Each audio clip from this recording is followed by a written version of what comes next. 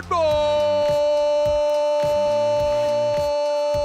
Americas live and underway for one last time here at the 2022 World Cup as we take a look at some images from Buenos Aires in the aftermath of one of the most exciting, most dramatic, forget World Cup finals, forget soccer matches, sporting events in human history. And for once, I'm not exaggerating. Alongside Herculez Gomez, I'm Sebi Salazar.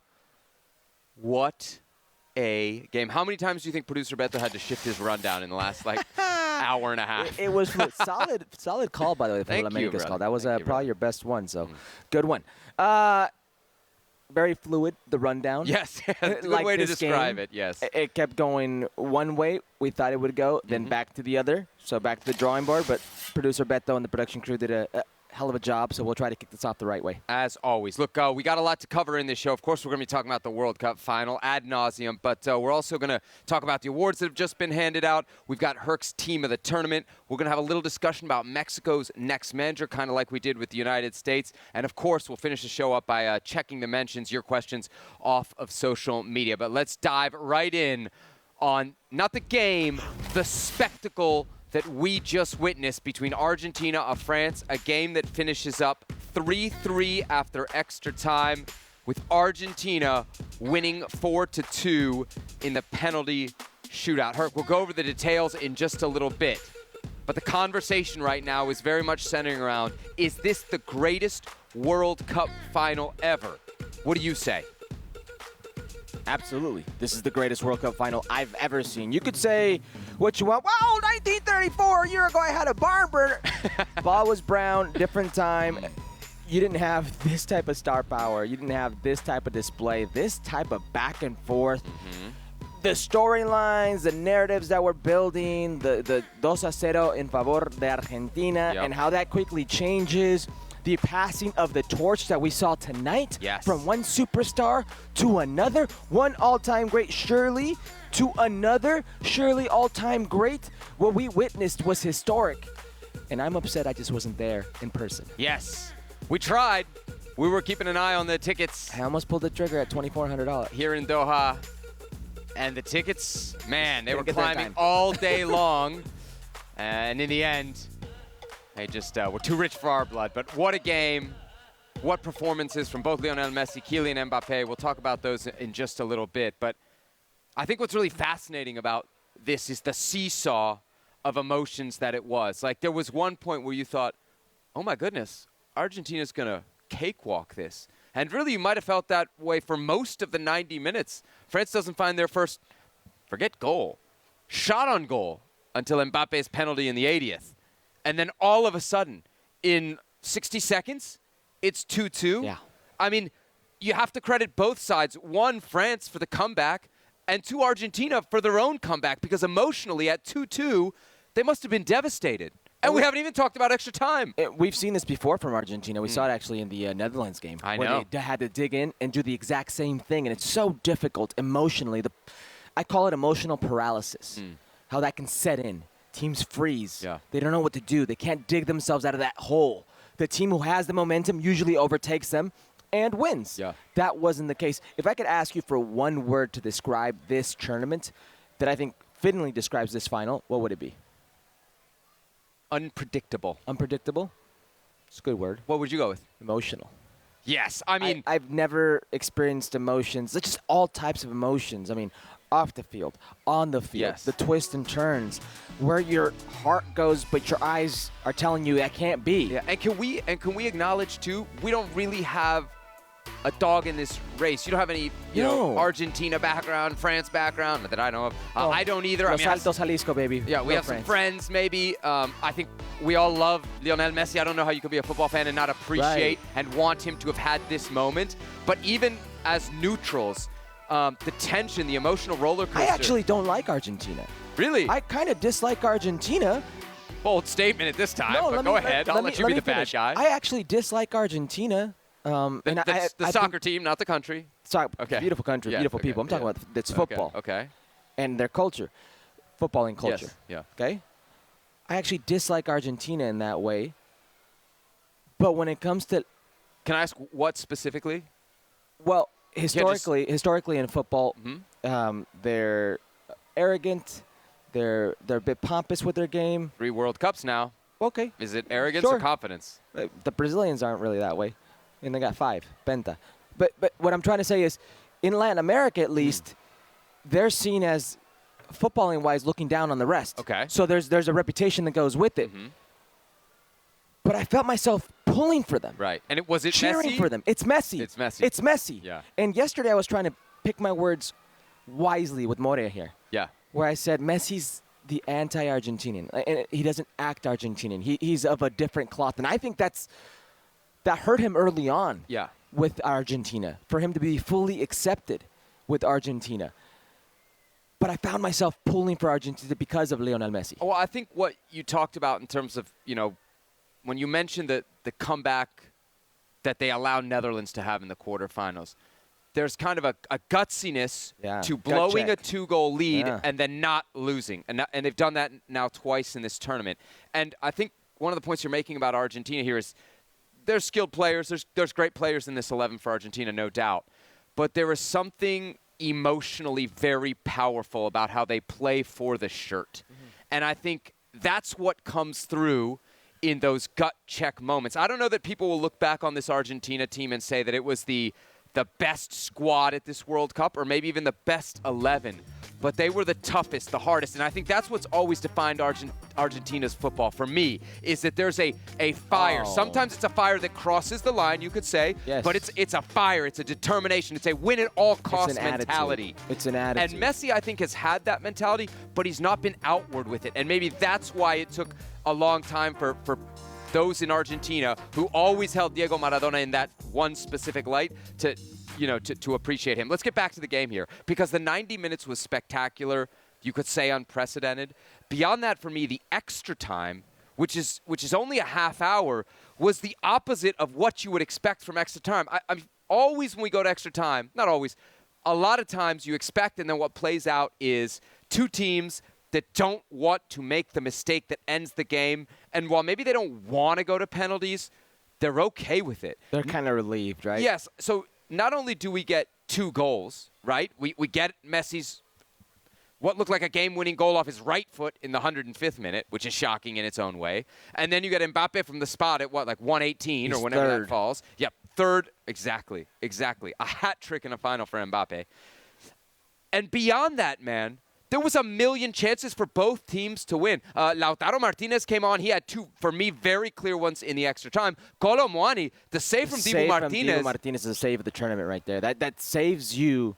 That saves you the trophy. That allows you to go to penalties. And then once you were in penalties, and we kept hearing this a lot, there's no way that Dibu was going to lose to Hugo Lloris. And I thought Hugo Lloris had a very good tournament, but we heard it all along. There's no way that Dibu Martinez is going to lose in a penalty shootout to Hugo Lloris. And that was the case. That really was the case. Dibu, again, being a factor in extra time, being a factor in regular time. Dibu, again, being a factor in the penalty shootouts. But did this man really score 4 penalty kicks today?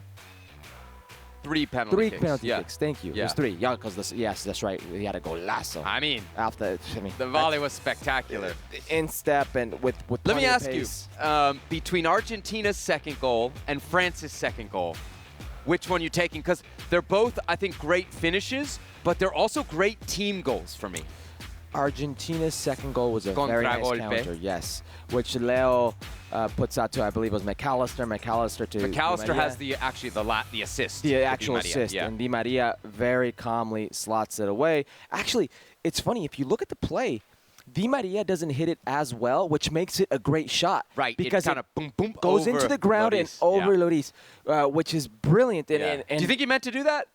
Because if Chicharito does that, and he did that at the 2018 World Cup, people are saying he scuffed it. You never mean to hit into the ground like that. Okay. You don't mean to top it that way.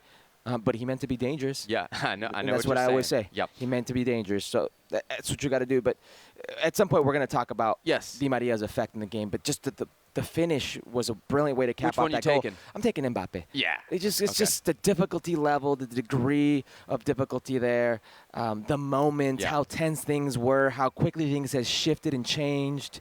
It was unlike anything I've ever seen And the emotion I was feeling in that moment was like, this can't be. There's no way this just happened. We keep coming back to this word emotion. I wonder what role you might think the crowd played in that. Obviously, we weren't in the stadium. We were not. You don't have enough clout to get us tickets. That's very clear. Well, we had to be here at a certain hour. You're right. You're right. We had to work. We had to work, unlike the rest of them.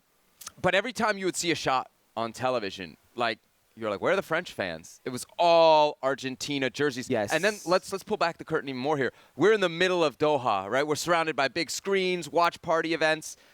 When France would score, you'd hear a little kerfuffle. Yes. When Argentina would score, it was like we were in Buenos Aires. Everybody was going wild. They were going wild. Do you think that impacted the game, the emotional intensity of the crowd and the fact that it was so pro-Argentina? Especially, I'm thinking in that first half. Let me. Okay. The opposite reaction influence. Now, let me explain this, okay? The Argentina goals were overwhelming. But for me, not as overwhelming as the silence. Now, I'll explain. Here, outside in our green room, we have a little quad area green room with a bunch of TV screens where we can watch. Our colleagues, Argentina, ESPN Argentina, have a specific TV up with a bunch of watch parties they have all over the world with Argentina fans. It's really just all over Argentina and Paris. That's what it is. Right. And I was texting with some friends also in ESPN back in Connecticut, and I sent them an image of how still they were after that second goal. Yeah. And they were still for a good 10 minutes, motionless. That emotional paralysis we talk about with footballers, it was happening with the crowd. And I think that sunk Argentina. It almost felt like that tension in the Mexico versus Argentina game, where if they don't win that game, they're possibly out of the World Cup. Yeah. It felt like that. So while as dramatic and exciting and overwhelmingly loud the goals were for Argentina, I noticed it more in those moments of silence. So let's get to the game-changing moment, because when you have a 3-3 game, a penalty shootout, at least a half dozen moments that we could pick from, right? So for you, what's the one to discuss first? Well, it has to be the penalty kick, right? Which one? The first one, Angel Di Maria. Okay. Because it changes the dynamic of the game. And I think Is it the penalty kick or the call itself? the call itself. Okay. Dembele. Dembele right there. It's a very soft penalty kick for my liking. I don't like the word soft because it's not clear. Do you think it was or do you think I it don't wasn't? think it was. Okay. I don't think it was. Yeah. Now, this is why I'm saying soft, because you can freeze an image. Look, there's contact. Right. That doesn't tell you the story. That doesn't tell you if it's a foul or Contact not. also, we should always point out, contact does not equal a foul. Soccer is a contact sport. Correct. Just because there's contact doesn't mean that it's a foul or that the ref has to give a And foul. the images we are seeing of the contact is when Angel Di Maria is already going down. Angel Di Maria, what's the word that More Beltran used? Callejero, no? Callejero. He's Like- got that street in Yeah. him.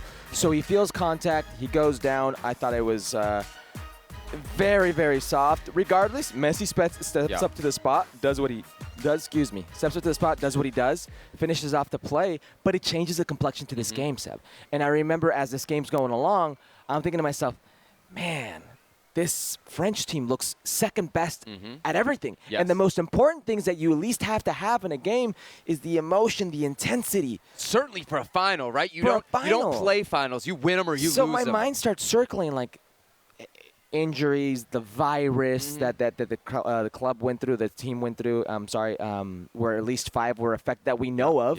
Yep. Could have been a lot more. They looked a bit lifeless. But then, the question then is, How do they have enough energy to make the comeback? Moment number 2 for me. Okay. It's the substitution. Yeah.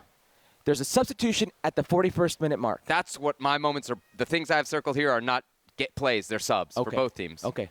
41st minute. It's Giroud comes out. Okay, and it's Dembele come out. 41st minute. In their place, Thuram, and in their place, Colomwani, who was brilliant, by the way. So, why does that happen? 41st minute. Certainly, Deschamps could wait 3 minutes and sub him at halftime. Why take off your players right before the half? It's the message you are sending. It's the message you are sending. I don't see urgency. We need urgency. I need to send this message. Like even 3 more minutes of this could cost us a third goal, and then it's over. It's over. It's Johnny. over. It's over. It's over. And Kolo Muani came on, and he was brilliant. Thuram came on, and he was good. It really changed the complexion of this game, and you saw it. They came to life more and more in the second half until it happened, the goal. And we kept saying it, one goal, and they're back in this. It just felt like that. And they were back in that after that goal, and then from there, it just felt like they started believing again. France started saying, hey, we have our own playmakers. We don't have to sit and react and watch what Leo Messi and watch what these Argentine players do. We can act and we can react ourselves. So you already mentioned it as far as kind of game-changing moments. We talked about, I think you said save of the tournament, Dibu Martinez on Kolo Muani at the end of the second extra time. But I want to bring up a couple other substitutions, right? Because the substitution that you described for France happens at 41. They don't get back into the game till 80. Deschamps makes another substitution at 71. He brings on Coman and Camavinga, and it's 9 minutes after that the first goal falls, and then the second goal falls, right? Players. So I think that's a substitution that you can point to. There's another substitution, and I want to get your thoughts on this one here, because there's so many times where Mexico has been in this situation where they appear closer to the knockout goal, the goal to knock out the opponent, and have instead of chase that goal, whether it's the second or the third, they've thrown on a defensive player and tried to hold on. Right. So at 64, Di Maria comes off for Marcos Acuna. That's definitely Lionel Scaloni saying, I'm putting on a defensive player for an attacking player. Yeah. Do you think that put him on as a winger? Do you think that shifted the momentum? Yes, because the tendencies aren't the same. Di Maria is going to right. Go ahead. I think at that point Argentina was closer to the third than France was to the fourth. Right. To the first, at 64. The thing is, Di Maria is, if anything, going to attack you. Right. 1v1, attack the space. He's going to challenge and ask questions of the back line.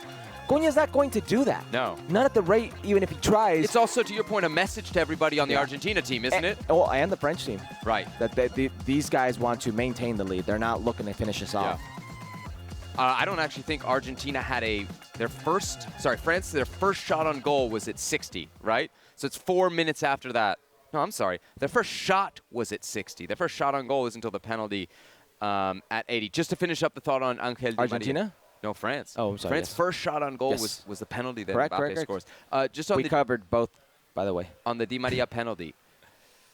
Are you surprised that VAR doesn't force a second look from the referee? Because I get the referee making that call in real time. To Di Maria's credit, he's a very, as you say, street smart player. So but he's also critically, he's gotten around somebody in the box. He's on the wrong. If you're Dembélé, and I've been there as a defender, because I wasn't a very good defender back in my day. You're on the wrong side of the guy in the box. It's the worst position to possibly be in, because any little bit of contact can look like a penalty. So I totally get the ref buying that, what Di Maria is selling. What I don't really understand is how a group of referees in the VAR booth, one of which was American, we know. Two, VAR as well. VAR assistant. Well, Ismail Alfa's fourth official, right? Yeah. But in the VAR booth specifically, there's a bunch of referees who are looking at that, and they don't say, hey, you don't want to take another look at it? That was surprising. I thought it merited a look. Like, you just feel better about the call if he's gone over to the monitor and looked. Everybody feels better. There's no controversy. And especially an Argentine team that has had, I believe it's 4 penalty kicks called in favor. And Messi had 3 of those that he scored. Is that it, producer? It's 5. It's 5, right? 4 or 5. That's a lot of penalty kicks. Yeah. That's one in each group phase game. Yeah. 1 against Netherlands, and then today. That's 5. And he missed 1 against Poland. You're right. Yeah. So he scored 4 out of 5. That's a lot of penalty kicks for one team. I'm not saying there's any fishy about it. Right. They got those attacking players. Beto confirms. Producer Beto confirms 5 is the most by any team ever. Yeah. So you would feel better about it as a whole if they went back and looked at it. Mm-hmm. Now, if he decides, that's what it's there for, right? Sure. No problem. But go back and look at. They don't.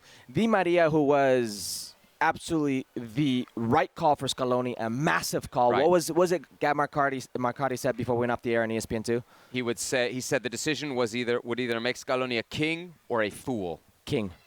Right. King. Why was it so? Well, let's get to that. Yeah, no, let's get to that now. Why don't we'll take a look at the Argentina 11 from the start here, and it's the big gamble, isn't it? It's because that's really why it's a king or a fool. One, Di Maria's missed time with what is a muscular injury, right? A quad. we know Di Maria's history. Yeah. This is a final. Now, it's a final in the era of 5 substitutes. Right. So maybe it allows Scaloni a little more breathing room there, a little more chance to take the risk. But it's still, right, a huge gamble to put that player out from the starting gun. Let me just talk about how tactically intelligent Scaloni was. Against Van Gaal, Mir changed to a line of 3 center backs, line of 5. Lisandro Martinez into the defensive back 5. And he mirrors Van Gaal, and it works. Against Croatia, I need more midfield depth. I need to nullify the trio that Croatia has in the midfield and how good they are. So it's 4 central midfielders, Enzo, De Paul, it's McAllister, it's Paredes, to nullify them. Today, I need to attack Theo Hernandez. I need to attack that side. I need to do something to ask questions of them, and that's something he did. It was brilliant in the fact that he knew exactly what he would get out of Di Maria. He knew that he would ask questions of him. He knew that he would be good on the 1v1. Right. He knew that he would cause problems. And he ended up getting a penalty drawn and a goal from Di Maria. So it was absolutely the right call. And I think if you want to look at the kind of core of this Argentina team, like we focus on the superstars and they are of a certain age, but we talked about it watching the game. There's a lot of young guys on this Argentina team. A World Cup final is a pressure-packed situation. Beyond the what he brings in terms of on-the-field ability, there's something about Angel Di Maria in finals, based on his playing resume, that I think transmits a sense of confidence to the younger guys on that team and allows them to get off to the start. Back to the point about the 11. There was a huge discussion. We had it here on this show with Morena Beltran about, does Scaloni go with 2 center backs or does he go with 3 center backs? Also, and you mentioned the show that we did pregame with ESPN FC, Julian Laurent said he wanted Argentina to play with 2 center backs. He was scared that Argentina would play with 3 center backs because he thought that would be more, that would be more effective in terms of nullifying the French attack, specifically Mbappe. I think this is something different than what I thought Scaloni was as a manager. I thought he was a guy who, more often than not, would set up his team, as good as they are, as good as the players they have, to stop what the other team does. I think he made a choice here. He made a gamble here. He said, you know what? I'm going to go with 2 center backs, which is going to allow me, correct me if I'm wrong, to do more going forward, to be more the protagonist than maybe I have been and that I've chosen to be in other games. And that, I think, also transmits a message to the team. And in a final, there was clear that one team was out of it to start, and one team believed they were going to win in the first half. And I think that comes down to specifically that decision from Scaloni. If he goes 3 center backs, he's saying, we're adjusting to France. I'm worried about Mbappe. When he goes 2 center backs, he says, we're going to go after this team. We're going to attack them. And it wasn't just, the penalty was a casualidad, that Argentina happened to be down at that end. Dibu Martinez didn't do anything in the first half. No, they were lifeless. They were lifeless for He told his team, let's go win this final. Yeah. And I love that. I love that. When it comes to Di Maria and Messi, it's, okay, how can they hurt us? Mm-hmm. We see it. How can we hurt them? Mm-hmm. And I think it was a moment of striking first. And it was working. If we could strike first, get that goal, we will be the protagonist. We will be in charge. That's what he played for. That's what he got. And that's the way it was. Literally, there was only one team on the field, and it was Argentina for the majority of that game. Right. Everything changes in the latter stages. Maybe Scaloni and how young he is, that's when you maybe get in a 3rd center back, maybe you shore things up. But you don't expect France to have that type of reaction after being lifeless for about, 55, 60 minutes? Yeah. That's a reality. Yeah. Scaloni has been brilliant this tournament. He's been my manager this whole tournament. My most favorite manager, I should say. Not because he changes to adapt to the team, but I think he changes to hurt the team, nullify and hurt. Today was a hurt.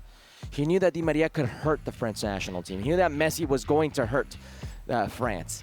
He was very good about that. And he knew that Julian Alvarez maybe today wasn't going to have a protagonist role in front of goal, but it was more to work. It was more to wear out a Griezmann, wear out a Rabiot, Tchouaméni in that midfield.